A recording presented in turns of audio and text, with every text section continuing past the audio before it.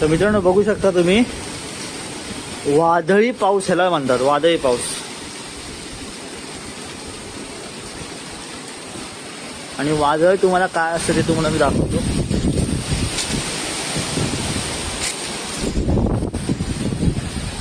एवढी झड मारते ना, हे बघा.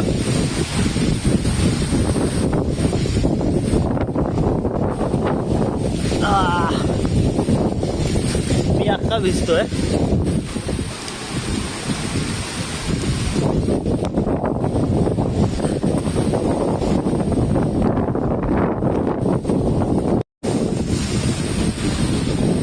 माती बिती सगळं